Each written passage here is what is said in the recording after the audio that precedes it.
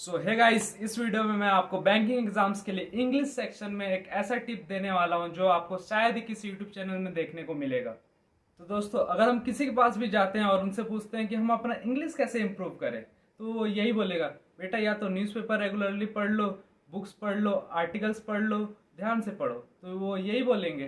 तो ये जो टिप होता है जो हर लोग देते हैं, मैं ये तो आपको रिकमेंड करूंगा ही, उसके साथ साथ मैं आपको एक ऐसा मास्टर टिप दूंगा जो आपके बैंकिंग के प्रिपरेशन को अलग ही लेवल पर लेकर चले जाएगा। So hey guys, this is Nikhil Kumar here और आप देख रहे हैं मेरा YouTube channel time to grow. तो दोस्तों, इस वीडियो में मैं सिलेबस के साथ साथ आपसे सोर्सेस की भी बात करूंगा कि हम वो टॉपिक्स कहाँ से पढ़ सकते हैं और हमें कितना पढ़ना है। तो पहले मैं सिलेबस की तरफ जाऊं उसके पहले मैं एक बात बताना चाहता हूं आपको कि ये वीडियो बिगिनर्स और जिनका अच्छा कंट्रोल है इंग्लिश के ऊपर उनके लिए भी है। तो बिगिनर्स के लिए मैं यही रिकमेंड करूंगा, जो कि काफ़ी वीक है इंग्लिश में, उनके लिए मैं ये बोलूँगा कि उन्हें सबसे पहले ग्रामर के बेसिक्स पढ़ने पड़ेंगे। अब आप बोलेंगे कि अब हम इतना टाइम कहाँ से दें, तो ये आपको करना पड़ेगा। आपको उनके लेवल पे जाना है जो कि अच्छा इंग्लिश में जिनका कंट्रोल है, उस लेवल तक जाना है। तो आपको 1 से 1.5 घंटा सेपरेट टाइम देना पड़ेगा और ग्रामर के बेसिक्स को स्ट्रॉन्ग करना पड़ेगा। उसको स्ट्रॉन्ग करने के लिए आप यूट्यूब के बहुत सारे वीडियोस देख सकते हैं, जैसे कि टेंस के ऊपर, प्रीपोजिशंस के ऊपर, आर्टिकल्स के ऊपर। ये सारे टॉपिक्स पहले आपको करने पड़ेंगे। आपको अभी लग रहा होगा कि ये सारे टॉपिक हमें बचपन में बहुत हार्ड लगते थे, तो अब डिफरेंस आ गया होगा। हमारा बड़े होते होते दिमाग भी ग्रो कर चुका है। जो टॉपिक हमें बचपन में हार्ड लगती थी वो हमें ईजी लगती है और आप अभी उस टॉपिक को काफ़ी जल्दी कर पाएंगे। तो सबसे पहले ये बहुत ज़रूरी है कि आप अपने बेसिक्स को स्ट्रॉन्ग करें, फिर हम देखेंगे कि हमें और क्या स्ट्रेटेजी अपनाना है। तो दोस्तों, अब मैं एज्यूम करके चल रहा हूँ कि आप सबको बेसिक्स आता है ग्रामर का, मतलब मीडियम लेवल भी आता है तो चलता है, बस हमें समझ आना चाहिए कि सेंटेंस जो है उसमें is, am, are, helping verbs वगैरह कैसे यूज करना है। तो आइए स्टार्ट करते हैं। तो सबसे पहला टॉपिक होता है मिस स्पेल्ड वर्ड। एग्जाम में इसे 4 से 5 क्वेश्चन भी आ जाते हैं। तो इसमें होता क्या है कि देखिए, इसमें क्या होगा एक्चुअली कि एक सेंटेंस दे देगा, उसमें से 4 वर्ड को हाईलाइट कर देगा और बोलेगा कि ये या तो मिस स्पेल्ड वर्ड है या फिर यहाँ फिट नहीं कर रहा है। तो आपको ऑप्शंस में से वही 4 में से किसी एक वर्ड को चूज करके हटाना होगा। ये क्या होता है दोस्तों कि ये बहुत ही ईजी होता है कि नॉर्मल वर्ड्स ही होते हैं। अगर हम बचपन से अगर रीडिंग कर रहे हैं, अपना खुद का सिलेबस का बुक ही क्यों ना हो या फिर कॉलेज का बुक क्यों ना, या फिर न्यूज़पेपर या फिर कोई आर्टिकल अगर आप रीड करते होंगे तो आपको पता होगा कि कौन से वर्ड की क्या स्पेलिंग होती है। डिफिकल्टी इसका ज़्यादा नहीं होता, 5 में से शायद ही एक क्वेश्चन होगा जो हार्ड होगा। तो उसको भी और अच्छा अगर इम्प्रूव करना है तो आप कभी भी कुछ भी पढ़ते हैं, चाहे न्यूज़पेपर हो गया या फिर कोई आर्टिकल, तो अगर आपको कोई कंफ्यूजिंग वर्ड दिखता है तो उसको आप क्या कर सकते हैं कि उसको अच्छे से देख सकते हैं। और खास करके वैसे वर्ड को देखिए जिसमें डबल अल्फाबेट्स हो, जैसे कि double S, double T, double ओ।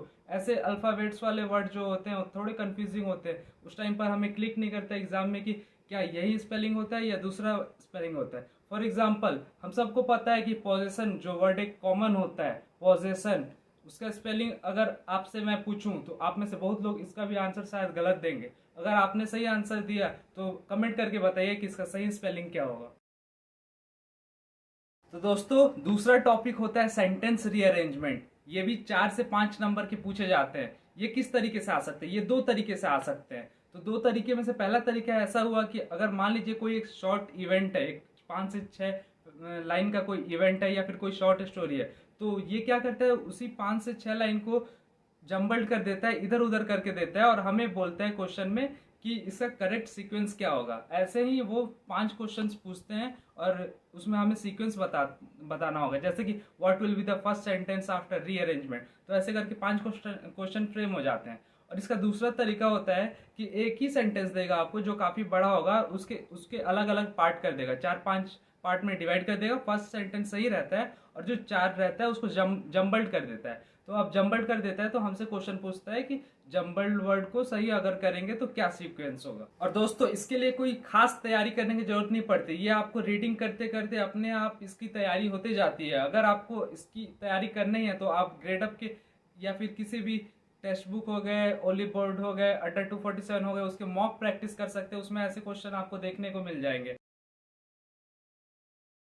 सो दोस्तों, अगला टॉपिक है क्लोज टेस्ट। ये एग्जाम में 5 से 6 मार्क्स के लिए पूछे जा सकते हैं। इसको प्रिपेयर करने का सोर्स मैं बताता हूँ आपको। आप ग्रेडअप में जा सकते हैं और इंग्लिश के सेक्शन में जो होता है कि जो प्रैक्टिस, ओनली प्रैक्टिस, इसके लिए आपको कोई सब्सक्रिप्शन या फिर पेड कोर्सेज की जरूरत नहीं है। ये एक प्रैक्टिस सेक्शन होता है इंग्लिश में, उसमें जाकर आप अटेम्प्ट कर सकते हैं। मैं किसी भी ऐप का प्रमोशन नहीं कर रहा हूँ, मैं बस अपने पर्सनल एक्सपीरियंस से बता रहा हूँ, क्योंकि मैंने वहाँ देखा है कि उसका लेवल काफ़ी अच्छा होता है, तो आप उससे प्रैक्टिस कर सकते हैं। तो इसमें क्लोज टेस्ट में होता क्या है कि एक पैराग्राफ दिया रहता है, उसमें कुछ ब्लैंक्स रहते हैं, 5 से 6 ब्लैंक, और उसे हमें फिल करना होता है। ऑप्शन दिए रहते हैं, कौन से वर्ड सब्सटीट्यूट करके हमें फिल करना है। तो मैं आपको ये चीज़ रिकमेंड करूंगा कि जब आप पैसेज पढ़ेंगे तो आप कोशिश कीजिएगा कि उस पैसेज को कंप्रीहेंड करने का, उसे समझने का। ये आपको रीडिंग कॉम्प्रीहेंशन में भी हेल्प करेगा।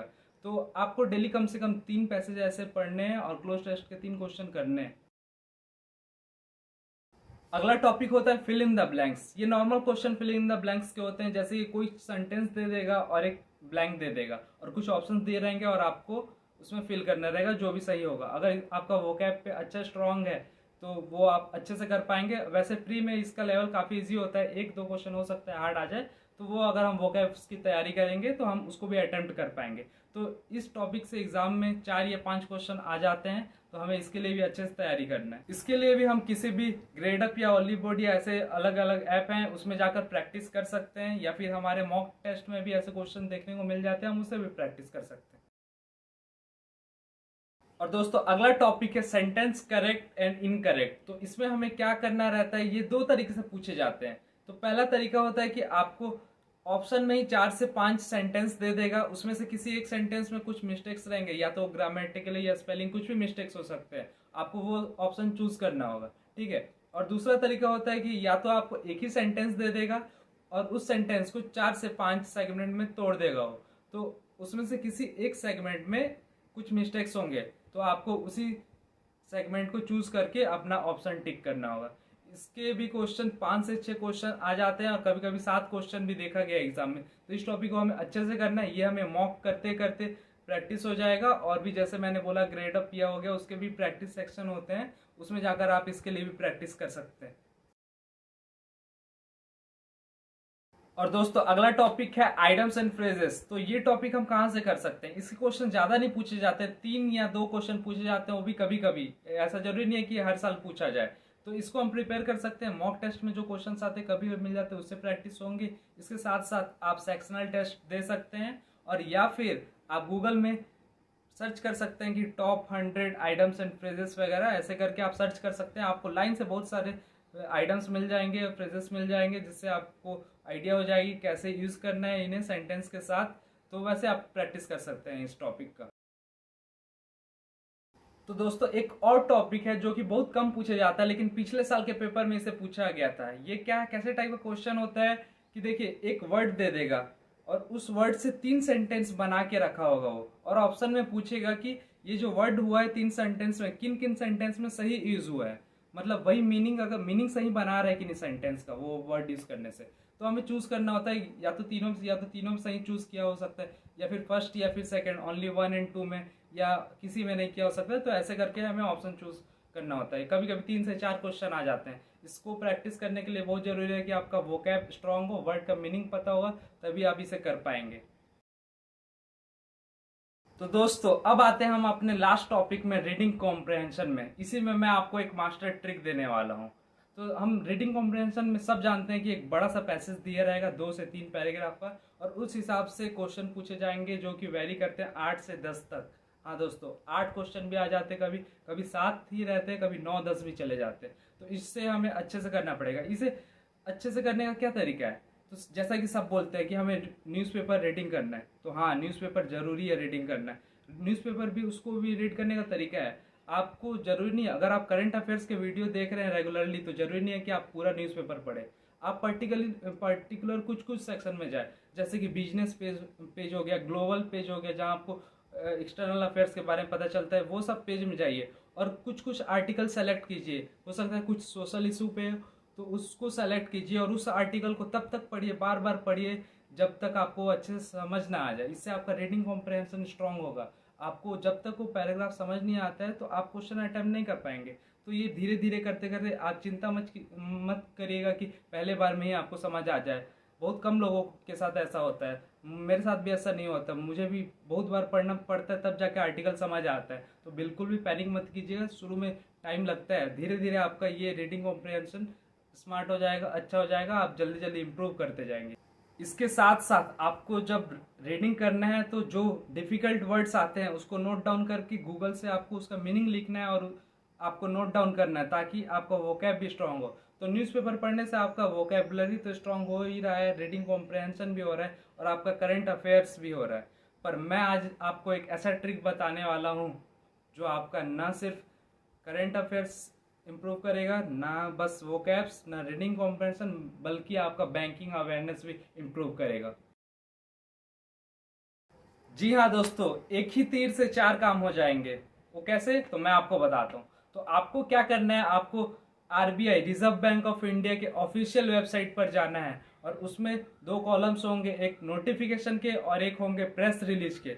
आपको दोनों कॉलम में जाना है और आरबीआई के न्यूज़ देखने हैं। आरबीआई डेली कुछ ना कुछ आर्टिकल्स अपडेट करते रहता है, कुछ अमेंडमेंट लाता है, कुछ नोटिस आता है, तो आपको वो पढ़ना है। उसमें क्लिक कीजिएगा, लिंक होगा, कुछ पीडीएफ भी रहते हैं। तो मैं ये नहीं बोल रहा हूँ आपको सारे पीडीएफ पढ़ने हैं, पूरा कुछ कुछ पीडीएफ 30 से 40 पेज के भी होते हैं, वो आपको नहीं पढ़ना है। आपको जैसे कोई छोटा नोटिस दिख जाए जो कि 2 से 3 पैराग्राफ का है, तो आप उसे रीड कीजिए। उसको रीड करेंगे तो आपको बहुत सारे फुल फॉर्म पता चलेंगे बैंकिंग अवेयरनेस के, और बैंकिंग अवेयरनेस का सारे न्यूज़ पता चलते रहेंगे कि आरबीआई ने क्या क्या रेगुलेशंस लाए हैं। जैसा कि हम सब जानते हैं, आरबीआई सारे बैंक का माँ बाप, चाहे आप जो भी बोल ले, सबसे हेड होता है, वही रेगुलेटरी बॉडी होता है, वही सब चीज कंट्रोल करता है।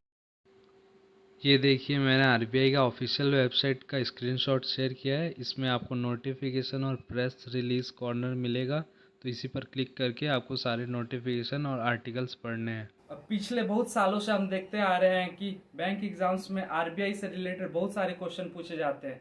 तो ये करना है आपको दोस्तों, नोटिस पढ़ना है आरबीआई के नोटिफिकेशन कॉर्नर में जाकर और प्रेस रिलीज कॉर्नर में जाकर। ये आपको मिलेगा कहाँ, वेबसाइट में आरबीआई के।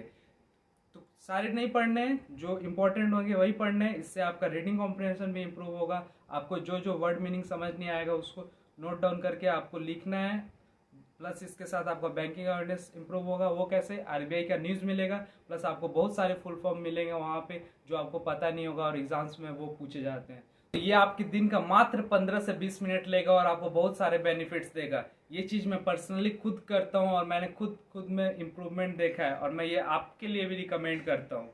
तो दोस्तों, उम्मीद करता हूँ कि आपको ये वीडियो पसंद आया होगा। अगर पसंद आया होगा तो लाइक कीजिए, शेयर भी कीजिए और सब्सक्राइब कीजिए। और ये था जो मास्टर टिप जो आपको शायद ही कहीं देखने को मिलेगा। और एक बात और बता दूं कि मैंने किसी भी चैनल का या किसी भी ऐप का प्रमोशन नहीं किया। ये मैंने पूरे पर्सनल एक्सपीरियंस के साथ बोला है कि जो मैं खुद यूज़ करता हूँ वो मैंने आपको रिकमेंड किया है। और एक बात, जो मैंने क्वेश्चन पूछा था आपसे, उसका आंसर कमेंट बॉक्स में जरूर दे। और आपको अगर लगता है कि और भी किसी चीज़ के ऊपर मुझे कुछ वीडियो लाने की जरूरत है तो आप कमेंट करके जरूर बताएं। आप ही में से किसी ने मुझे बोला था कि इंग्लिश के ऊपर भी कुछ स्ट्रेटेजी लाइए, तो दोस्तों मुझे सच में बहुत अच्छा लगा था। और भी आपको कुछ वीडियो चाहिए ऐसे तो मैं जरूर लाऊंगा। बस लाइक करते रहिए और मुझे सपोर्ट कीजिए। Thank you.